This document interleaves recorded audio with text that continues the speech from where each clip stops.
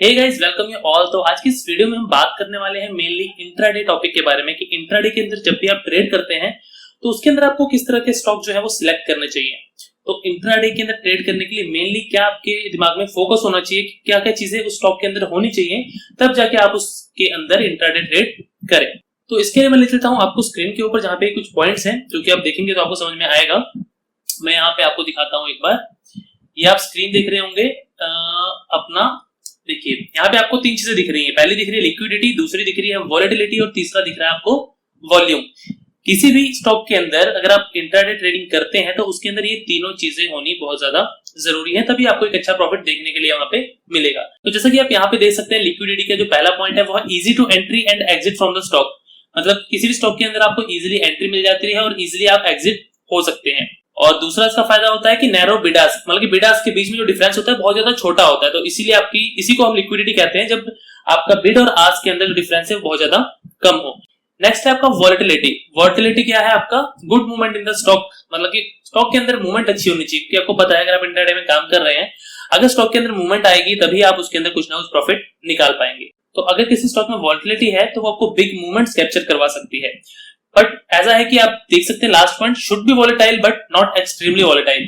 आपका जो स्टॉक है वॉलेटाइल होना चाहिए, बहुत ज्यादा वॉलेटाइल नहीं होना चाहिए, नहीं तो मार्केट ऊपर नीचे होकर आपके सारे स्टॉप लॉस यहाँ पे कट कर देगा।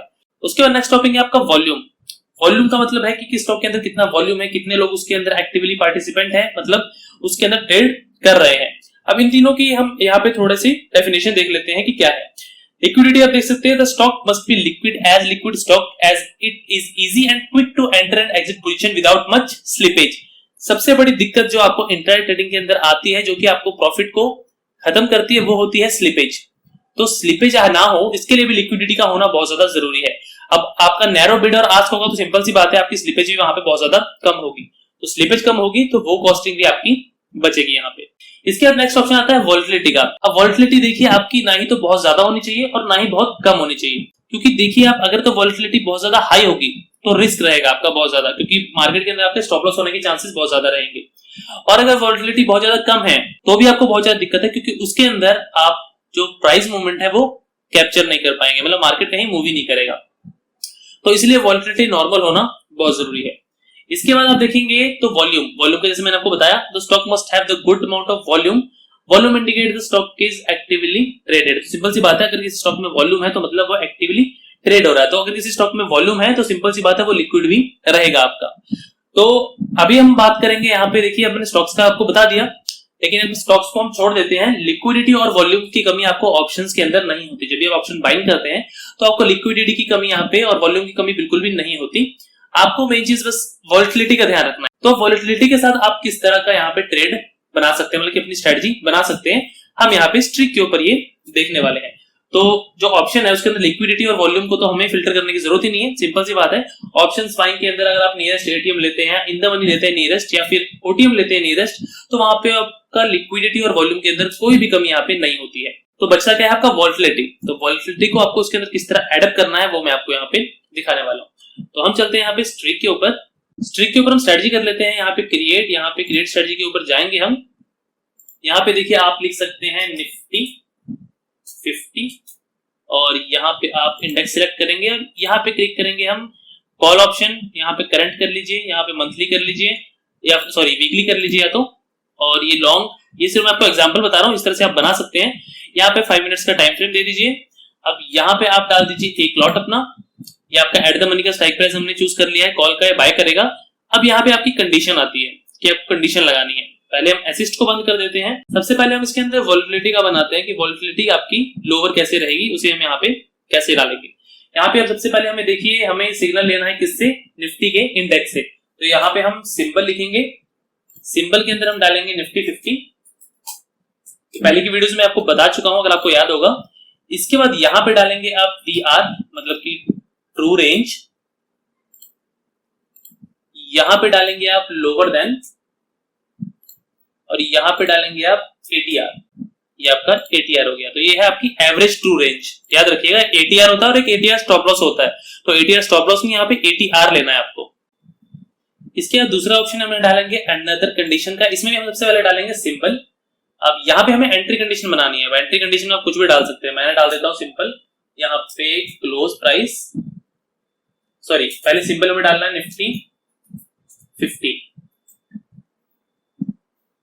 ताकि निफ्टी 50 के सिग्नल्स के हिसाब से यहाँ पे उठाए। अब यहाँ पे डालना है आपको कि जब निफ्टी 50 के इंडेक्स के ऊपर जो क्लोज प्राइस है वो आपका क्रॉसेस अबव करे, यहाँ पे डालेंगे आप सुपर 10 डाल दीजिए, या फिर आपकी मर्जी है जो भी आप यहाँ पे डाल सकते हैं। मैं यहाँ पे सुपर 10 डाल देता हूँ 14 और 2 का।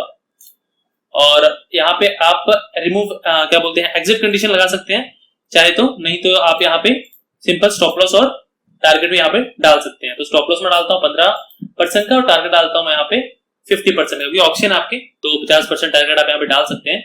इसके बाद हम इसको सेव एंड बैक टेस्ट कर सकते हैं, तो जो भी आपका रिजल्ट होगा इंडेक्स के हिसाब से आपको ये यहाँ पे शो करेगा कि आपको ऑप्शंस के अंदर कितना प्रॉफिट है कितना लॉस यहाँ पे देखने के लिए मिलता।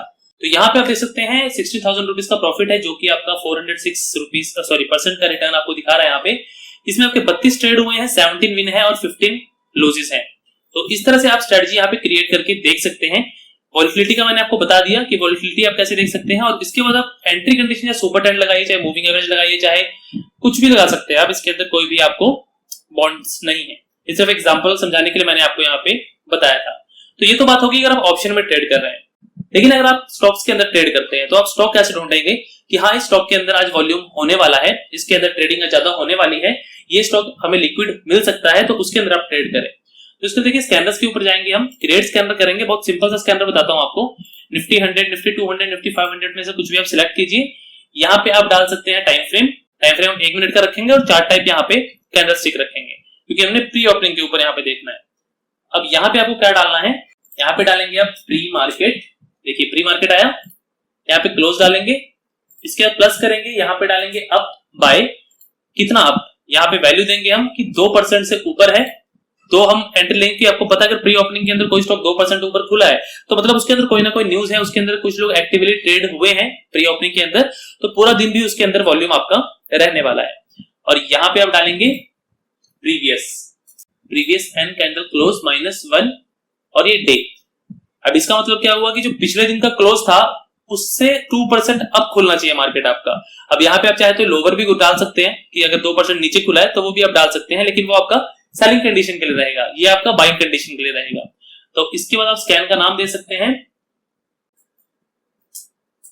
यहाँ पे स्कैन सेव करेंगे तो आपको ये मिल जाएगा प्री ओपनिंग के अंदर किसके अंदर 2% अप मूवमेंट आई थी आपकी लास्ट डे के अंदर। तो इस तरह से आप फाइंड कर सकते हैं इंट्राडे ट्रेडिंग के लिए अपने स्टॉक्स को कि किसके अंदर मूवमेंट आपकी अच्छी हो सकती है। सो आई थिंक अब आपको क्लियर हो गया होगा कि इंट्राडे के लिए आपको किस तरह के स्टॉक्स यहाँ पे चाहिए होते हैं ट्रेड करने के लिए, जो कि मैंने आपको बताया।